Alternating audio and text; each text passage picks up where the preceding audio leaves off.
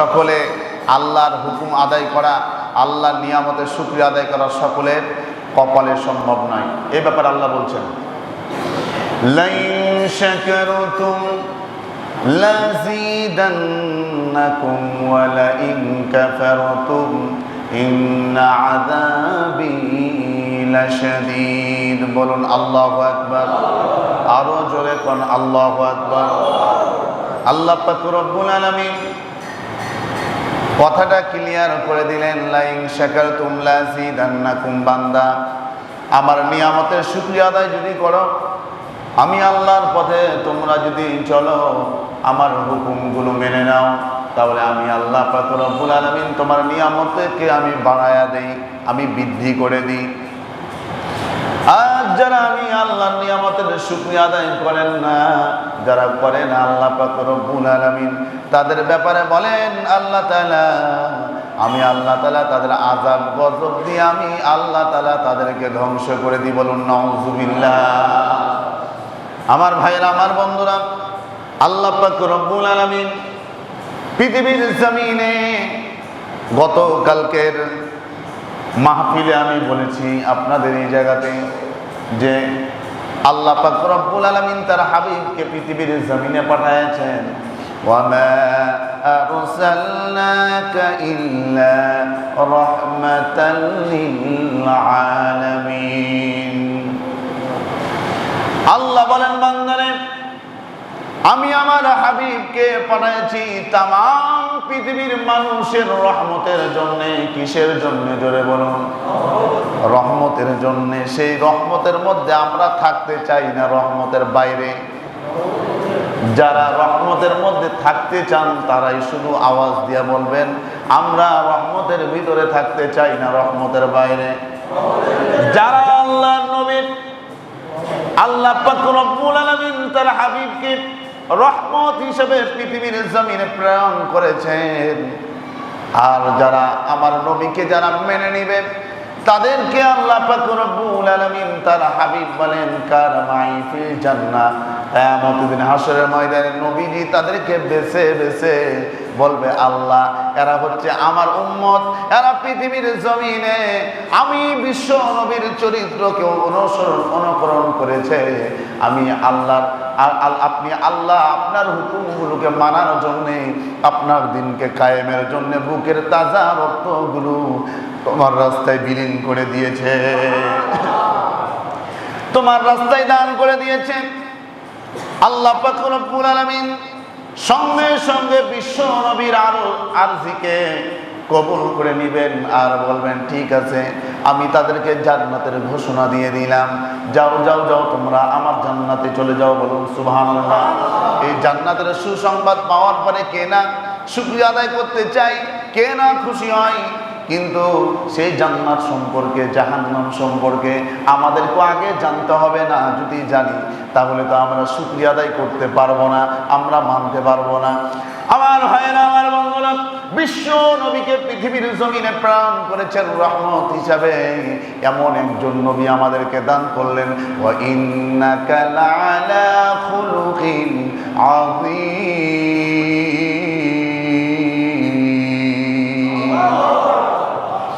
আল্লাহ পাক রব্বুল আলামিন তার হাবিবকে উত্তম চরিত্র দিয়ে তামাম পৃথিবীর মানুষগুলো যেন অনুকরণ করতে পারে, যেন মেনে চলতে পারে, এই জন্য একটি সুন্দর আদর্শ দিয়ে পৃথিবীর জমিনে উত্তম চরিত্র দিয়ে আল্লাহ পাক রব্বুল আলামিন পৃথিবীর জমিনে পাঠিয়ে দিলেন।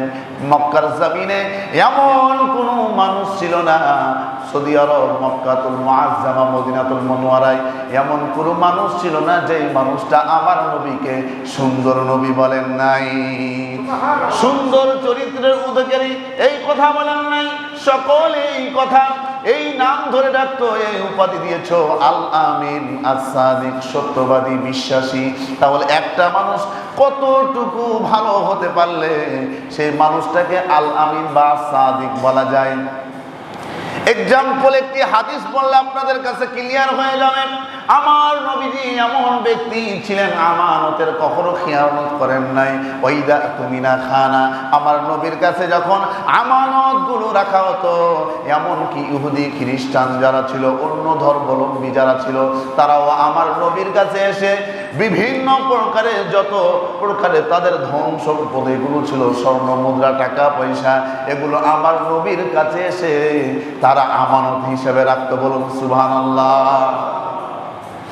কতটুকু বিশ্বাসী হতে পারলে এই কাজ করতে পারে? অন্য অন্য ধর্মাবলম্বী যারা, তারা আমার নবীর কাছে আসার পরে বলতেন, নবীজি ও মুহাম্মদ, তোমাকে আমরা বিশ্বাস করি, তোমার কাছে আমি একটি আরজি করি। কি আরজি বলো? তখন আমার নবীজিকে বলেন, এই টাকা পয়সা বা স্বর্ণ মুদ্রা এগুলো আপনার কাছে রাখতে চাই, কারণ আপনাকে আমরা বিশ্বাস করি, আপনি আল-আমিন আস-সাদিক। আমার নবীজিকে এত বিশ্বাস করতেন তারা বেধর্মীরা। আর বর্তমানে আমাদের চরিত্র দেখে দেখে, আমাদের আমল আখলাক দেখে যারা বেজাতি ইহুদি খ্রিস্টান বেধর্মী যারা, তারা আমাদের চরিত্র দেখে হাসাহাসি করে। ঠিক না বেটি? আমাদের কথা কেমন, আমাদের কাজ কেমন, আমাদের মুনাফিকি আলামত, তারা এই জন্য হাসাহাসি করে। ও মুসলমান, তোমরা মুসলমান দাবি করো কিন্তু তোমরা ইসলাম মানো না। তুমি মুসলমান দাবি করো কিন্তু তুমি কোরআন মানো না। তুমি মুসলমান দাবি করো কিন্তু কোরআন শিখো নাই। তুমি মুসলমান দাবি করো, তুমি রসুলের হাদিস শিখো নাই। তুমি মুসলমান দাবি করো, তুমি ইসলামটাকে বুঝো নাই। তুমি মুসলমান দাবি করো কিন্তু রসুলের আদর্শকে, সিরাতুন নবী সাল্লাল্লাহু আলাইহি সাল্লামকে তোমরা গ্রহণ করো নাই। অর্থাৎ নবীজি বলেছেন একটা কাজ করতে, তুমি উল্টা দিকে চলো। নবীজি বলেছেন ডান পথে চলো, তোমরা চলছো বাম পথে। আল্লাহর নবীজি বলেন, নবীর আদর্শকে যারা গ্রহণ করবে না, নবীজিকে নিজের জীবনের চাইতে বেশি ভালোবাসবে না। হযরত ওমর রাদিয়াল্লাহু তাআলা থেকে হাদিসটি বর্ণিত, আল্লাহর নবী সাহাবী কেমন সাহাবী ছিলেন পৃথিবীর জমিনে, তিনি দ্বিতীয় নম্বর খলিফা ছিলেন, জান্নাতের সার্টিফিকেট পেয়েছেন। ওমর রাদিয়াল্লাহু তাআলা বিশ্ব নবীকে প্রশ্ন করলেন, এ রাসূলুল্লাহ, কি হাবিবাল্লাহ, একটা মানুষের ঈমান কখন পরিপূর্ণ হতে পারে? আল্লাহর নবীজি বলেন, ক্বালা রাসূলুল্লাহ সাল্লাল্লাহু আলাইহি ওয়াসাল্লাম, লা ইউমিনু আহাদুকুম হাত্তা কুনা মিন ওয়ালিদিহি ওয়া ওয়ালাদিহি ওয়ান নাসি আজমাইন। চিৎকার দিয়ে বলুন আল্লাহু আকবার। আমার ভাইরা, আমার বন্ধুরা, আমার নবীজি বিশ্বনবী বলেন, ও আমার সাহাবীরা, তোমরা শুনে রেখো, তোমরা যদি তোমার মা বাবা, তোমার পিতা মাতা, তোমার আত্মীয় স্বজন সকলের চাইতে আমি বিশ্বনবীকে না ভালোবাসতে পারো, তাহলে বুঝতে পারবা তুমি পরিপূর্ণ, তুমি ঈমানদার, তুমি মুসলমান হতে পারো নাই। ও মুসলমান, কেমন আমরা মুসলমান? এই জায়গা থেকে, হাদিস থেকে আমাদের ক্লিয়ার হয়ে যায় আমরা কতটুকু আমার নবীকে ভালোবাসি। আমার নবীর বিরুদ্ধে ইহুদি খ্রিস্টানেরা, বেজাতিরা, নাস্তিক মুরতাদেরা কথা বলে। ও মুসলমান, তুমি কতবার প্রতিবাদ করেছো? তুমি তো প্রতিবাদ করতে পারো নাই। ময়দানে তুমি নামতে পারো নাই, তুমি রক্ত ঝরাতে পারো নাই, তুমি জবান দিয়ে তুমি প্রতিবাদ করতে পারো নাই, মিটিং মিছিলে যেতে পারো নাই। ও মুসলমান, তুমি মুসলমান নাই, তুমি হচ্ছে কাট্টা মুনাফিক। আমার ভাইয়েরা, আমার বন্ধুরা, আপনারা যদি মানেন তাও কথা ঠিক, না মানলেও ঠিক। যদি যতই মুখে বলি না কেন আমি মুসলমান, আমি মুসলমান, কেমন তুমি মুসলমান? তুমি মৃত্যুবরণ করবা, মারা যাবা, তারপরে তুমি বুঝতে পারবা তুমি কেমন মুসলমান। এত দুনিয়ার মায়া, এত দুনিয়ার মহাব্বত, দুনিয়ার এত ভালোবাসা, এই ভালোবাসা থাকবে না। আপনার নিঃশ্বাসটা যখন বন্ধ হয়ে যাবে, সকল আত্মীয় স্বজন, ছেলে মেয়ে, মা বাবা সকলে বলবে, তাড়াতাড়ি তাড়াতাড়ি লাশটাকে দাফন করো, তাড়াতাড়ি লাশটাকে দাফন করো। ঠিক না বেঠি? তাড়াতাড়ি লাশটাকে ফেলে আসো, দাফন করো, জানাজা দাও। জানাজা দিয়ে কাফন দাফন কমপ্লিট করে মাটি দিয়ে আসার পরে শুরু হয়ে গেল মারামারি। কেমনে মারামারি হুজুর? মারামারি হচ্ছে জমি নিয়ে মারামারি, বাড়ি নিয়ে মারামারি, অর্থ সম্পদ নিয়ে মারামারি। আপনাদের এলাকায় মনে হয় না? হয় কি? আমার ভাইরা, আমার বন্ধুরা, ভালো করে বুঝবেন, দিলের কান দিয়ে হেদায়েতের উদ্দেশ্যে শুনবেন, তাহলে উপকার হবে, তাছাড়া কোনো উপকার হবে না। আমার ভাইরা, আমার বন্ধুরা, দুনিয়ার সিস্টেম এটা। প্রতিটা মানুষের মধ্যে দুনিয়ার লোভ লালসা প্রতিটা মানুষের মধ্যে রয়েছে, কিন্তু এটা কখন শেষ হবে? যতক্ষণ পর্যন্ত রসুলের মহাব্বত, ভালোবাসা, সিরাত, চরিত্র অন্তর করণের মধ্যে না ঢুকবে ততক্ষণ পর্যন্ত আপনি দুনিয়ার মহাব্বত আপনি ছাড়তে পারবেন না। দুনিয়ার মহাব্বত যদি ছাড়তে চান, নিজের জীবনের চাইতো বিশ্ব নবীকে ভালোবাসতে হবে, ঠিক না বেঠিক? আমার ভাইয়েরা, আমার বন্ধুরা, গতকালকে বলছিলাম একটা বিষয় নিয়ে আলোচনা করবো, আজকে সম্ভব হবে না যেহেতু সময় কম। আমিও অসুস্থ বোধ মনে করছি, এই জন্যে আরেকটি মুসলিম শরীফের হাদিস নিয়ে আমি সামনে যেতে চাই। আমার ভাইয়েরা, আমার বন্ধুরা, সহিহুল মুসলিম শরীফের মধ্যে হাদিসটি এসেছে। কেমন একটি হাদিস, না বললে আপনারা বুঝবেন না। সহিহ হাদিস, মুতাওয়াতির পর্যায়ের হাদিস। আমার নবীজি, বিশ্ব নবী ইন্তিকাল করলেন। ইন্তিকালের পূর্বে সেই বিষয়গুলো সামনে আলোচনা করব। আল্লাহর নবীজি, বিশ্ব নবী ইন্তিকাল করার পরে আবু বকর রাদিয়াল্লাহু তাআলা আনহু খেলাফতের আমলে তিনি এরকম ভাবে রাজত্ব করলেন। 3 বছর পর্যন্ত রাজত্ব করলেন। এর মধ্যে উমর রাদিয়াল্লাহু তাআলা আনহু ছিলেন স্বরাষ্ট্রমন্ত্রী। কি ছিলেন? স্বরাষ্ট্রমন্ত্রী ছিলেন। হযরত ওমর রাদিয়াল্লাহু তাআলা আনহু 3 বছর পরে তিনি মিটিং এর মধ্যে, আলোচনার মধ্যে তিনি বলতেছেন, 3 বছর যাবৎ পর্যন্ত আমি স্বরাষ্ট্রমন্ত্রীর আমি দায়িত্ব পালন করলাম। 3 বছরের মধ্যে আমার কাছে একটাও মামলা আসে নাই। তাহলে কেমন সমাজ তারা উপহার দিয়েছেন, আর আমরা কেমন সমাজ পেয়েছি যে সমাজের মধ্যে শুধু দুর্নীতি, শুধু ধর্ষণ, শুধু গুম খুন, ঠিক না বেঠিক? জোরে কর।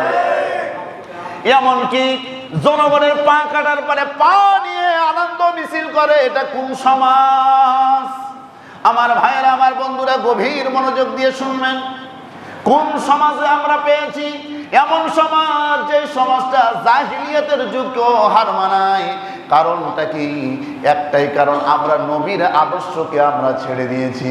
নবীর আদর্শকে যদি আমরা গ্রহণ করতাম তাহলে সমাজের মধ্যে এত ফিতনা, এত ঝামেলা, এত নাফরমানি, এত অশান্তি থাকতো না।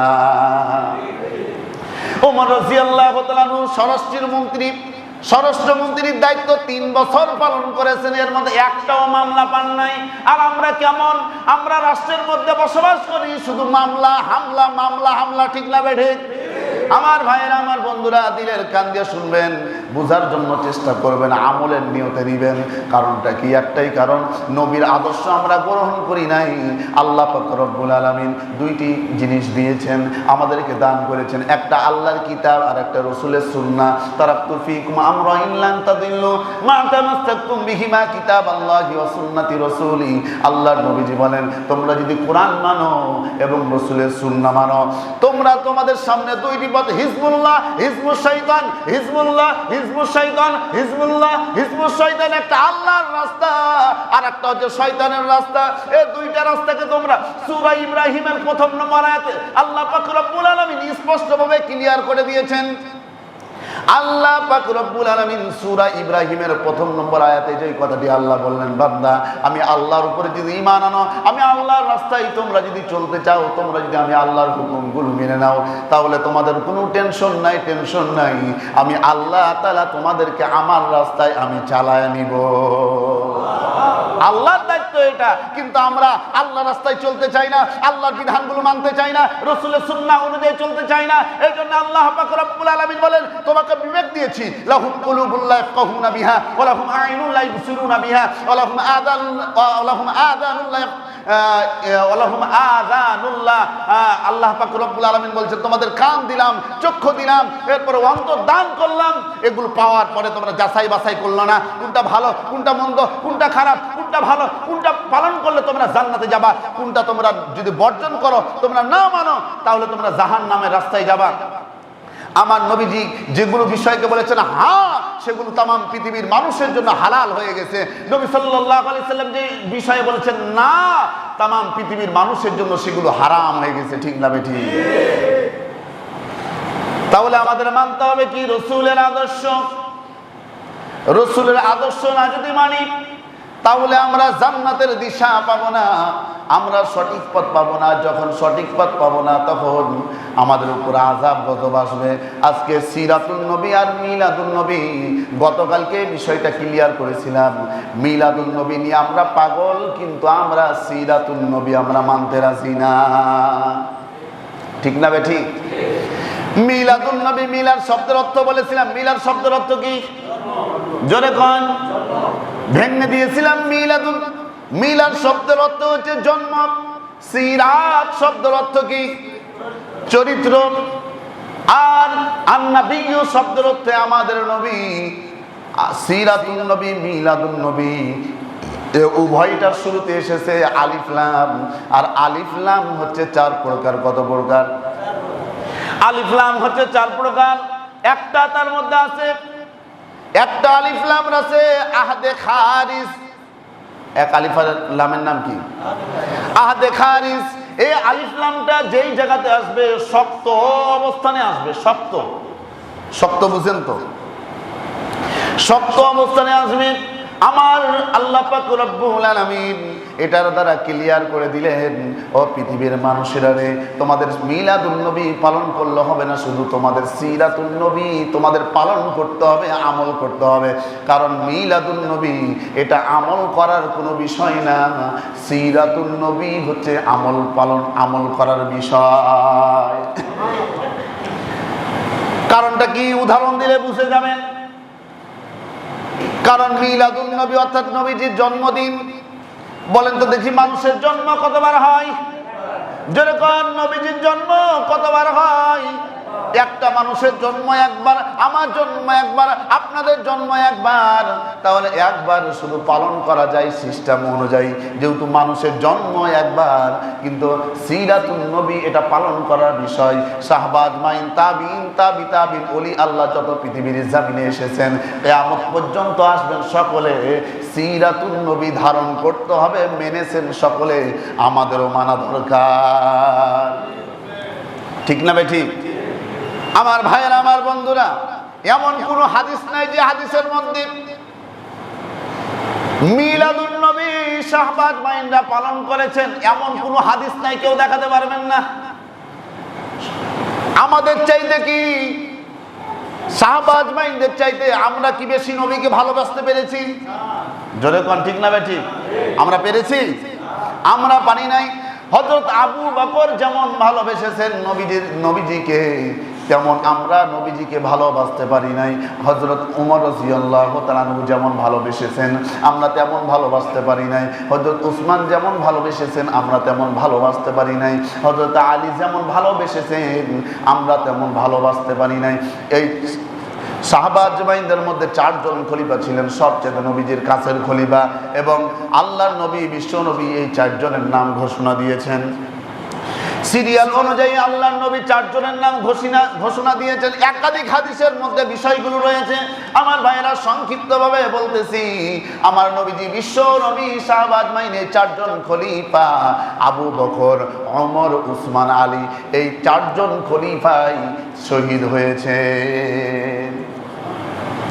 কি হয়েছেন? জোরে কোন কি হয়েছেন? ইসলামের জন্য জীবন দিয়েছেন, রক্ত ঝরাইছেন। এখন কোন আমরা কয়জন রক্ত দিয়েছি ইসলামের জন্য? নবীর সম্মান রাখার জন্য, আল্লাহর হুকুমকে বাঁচানোর জন্য, ইসলামকে কায়েম দায়েমের জন্য আমরা কয় ফোঁটা রক্ত দিতে পেরেছি? কয় ফোঁটা রক্ত দিতে পেরেছি? আমরা শুধু চাপাবাজি করি। চাপাবাজি দিয়ে ইসলাম কায়েম হয় না, ইসলাম পালন হয় না। মহাব্বত দিয়ে, রক্ত দিয়ে, ভালোবাসা দিয়ে ইসলাম পালন হয়। ঠিক না বেঠিক? আমি এখন বললাম আমি মুসলমান, কারণ কি? কেমন তুমি মুসলমান? প্রশ্ন করা হলো। বলছে আমার দাদাই ছিল মুসলমান, এই জন্য মুসলমান। আমার বাবাই ছিল মুসলমান, এই জন্য আমি মুসলমান। তাই আমি গল্প শুনেছি আমার দাদার কাছে, এক্সাম্পল, এটা আবার কোরআন হাদিসের মধ্যে নাই। আমার দাদা বলছিলেন, পাকিস্তান বাংলাদেশের যখন যুদ্ধ হয় সেই সময় একজন এরকম ভাবে হিন্দুকে ধরেছে পাকিস্তানি, এরকম ভাবে সৈন্যবাহিনীরা ধরার পরে বলছে, ওই তুমি কি? বলছে আমি মুসলমান।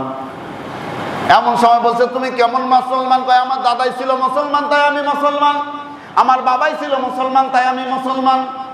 তাহলে তুমি চেন খুলো, প্যান্টের কি খুলো, চেন খুলো, তাহলে বুঝতে পারবো হ্যাঁ তুমি কেমন মুসলমান। খুলে দেখছে না মুসলমান না হিন্দু। বুঝতে পেরেছেন? তো সে সময় অনেকে জীবন বাঁচানোর জন্য এই কাজ করছে, ঠিক না বেঠি? সেটা ছিল লোক দেখানো। এটা হচ্ছে আমরা মুসলমান, কিন্তু প্রকৃত মুসলমান হইতে হবে। আমার ভাইরা, আমার বন্ধুরা, কেমন মুসলমান হতে হবে? আমার দিনী ভাই, মুসলমান ভাই, তাকে যদি কটূক্তি করে, কাউকে যদি কেউ আঘাত করে কোনো মুসলমানকে, আমি মুসলমান হিসাবে বসে থাকতে পারি না, তার প্রতিবাদ আমি মুসলমানের জন্য ফরজ হয়ে যায়। কি হয়ে যায় ভাই? ফরজ হয়ে যায় ও মুসলমান। একবার কি আপনারা চিন্তা করেছেন, নবীকে নিয়ে এত ব্যঙ্গ করে, নবীর বিরুদ্ধে কথা বলে, আল্লাহকে বলে আল্লাহ বড় জালেম, আল্লাহরে গালি দেয়, আমার রসুলকে গালি দেয়, আমার কোরআনকে আগুন দিয়ে পুড়ায়, আমার এই কোরআনের উপরে, আল্লাহর কোরআনের উপর প্রসাব করে, এমনকি আগুন দিয়ে পুড়ায়, লাথি মারে। ও মুসলমান বলো, কতবার প্রতিবাদ করেছো, রাস্তায় মিটিং করেছো, মিছিল করেছো, একবার কি বলতে পারবা? ফ্রান্সের মধ্যে বর্তমানে যে আলোচনা হচ্ছে, তাম পৃথিবীর মুসলমানরা এর প্রতিবাদ করছে। বাংলাদেশের মধ্যে বিভিন্ন জেলা ঘুরেছি, দেখা যায় যখন ইসলামের উপর কেউ আঘাত করে সব জায়গাতে দেখি এর প্রতিবাদ হয়, কিন্তু আপনাদের গাইবান্ধাতে আমি দেখলাম না যে প্রতিবাদ হয়। ও মুসলমান, আমি বুঝতে পারলাম গাইবান্ধার শুধু নাম শুনি, গাইবান্ধার মুসলমানের ইমান বেশি মজবুত, কিন্তু বাস্তবতায় দেখলাম ইমান 0-0। এই ইমান নিয়ে আল্লাহর জান্নাতে যাবে না। কেন জান্নাতে যাওয়া যাবে না? স্পষ্ট দলিল, লা ইউমিনু আহাদুকুম হাত্তা কুনা মিওয়ালিদিহি ওয়া ওয়ালাদিহি ওয়ান নাসি আজমাইন। সহিহুল মুসলিম শরীফের মধ্যে হাদিসটি এসেছে, নবীজি বলছেন তোমাদের মা বাবা তোমার জীবনের চাইতেও বেশি আমি বিশ্ব নবীকে ভালোবাসতে হবে, তাহলে তুমি পরিপূর্ণ মুসলমান হতে পারবা। আর কারণ আমার নবীজিকে গালি দেয়, আমার নবীজির বিরুদ্ধে এত কিছু ষড়যন্ত্র চলে, একবার প্রতিবাদ করতে পারলাম না, তার মানে তুমি মুসলমান এখনো হতে পারো নাই। জোরে বলেন ঠিক না বেঠিক?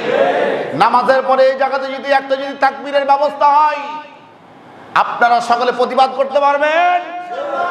প্রতিবাদ করতে হবে না। যদি প্রতিবাদ করতে পারেন, বুঝতে হবে ঈমান নাই, আর এই ঈমান দিয়ে আল্লাহর জান্নাতে যাওয়া সম্ভব নয়। আল্লাহর কসম একবার, আল্লাহর কসম দুইবার, আল্লাহর কসম তিনবার, 100% জান্নাতে যাওয়া কোনো সম্ভব নয় আমাদের জন্য। ও মুসলমান, ঈমান এখনো যদি জাগ্রত না যদি হয়, ঈমান এখনো না যদি রক্তের মধ্যে যদি এখনো যদি না গরমে আসে, বুঝতে হবে আমার ঈমান বলতে অন্তরকরণের মধ্যে কিছুই নাই। কেমন মুসলমান হতে পারলেন? এক কথা যদি বলি, যদি বলেন যে হুজুর আপনি জঙ্গিবাদের উপর উস্কানি বক্তব্য দিচ্ছেন, বুঝতে হবে আপনার জন্মটাও বৈধ পন্থা হয় নাই, এই জন্য শয়তান আপনাকে ধোঁকা দিয়ে আপনাকে পথ ভ্রষ্ট করে ফেলেছে, ঠিক না বেঠিক? বলেন তো দেখি, রসুলের জন্য, নবীর জন্য, আল্লাহর জন্য আমরা জীবন দিতে পারবো? কে কে দুই হাত তুলে আল্লাহর দেখা। লিল্লাহে তাকবীর। আল কোরআনের আলো, কোরআন হাদিস যেখানে, গান বাজনা যেখানে, নাস্তিক মুরতাদ, হুঁশিয়ার সাবধান বলবেন, নাস্তিক মুরতাদ, রসুলের শত্রুরা, আল্লাহর শত্রুরা, লিল্লাহে তাকবীর। আল্লাহু আকবার। তাকবীরের এত আওয়াজ, এত এর শক্তিশালী, এর একটা দলিল দিলে, এক্সাম্পল উদাহরণ দিলে ক্লিয়ার হয়ে যাবেন। বাংলার জমিনে যতজন পীর আউলিয়ারা ইসলাম কায়েমের জন্য, ইসলাম প্রচারের জন্য এসেছেন, তার মধ্যে সিলেটের জমিনে শায়িত রয়েছেন।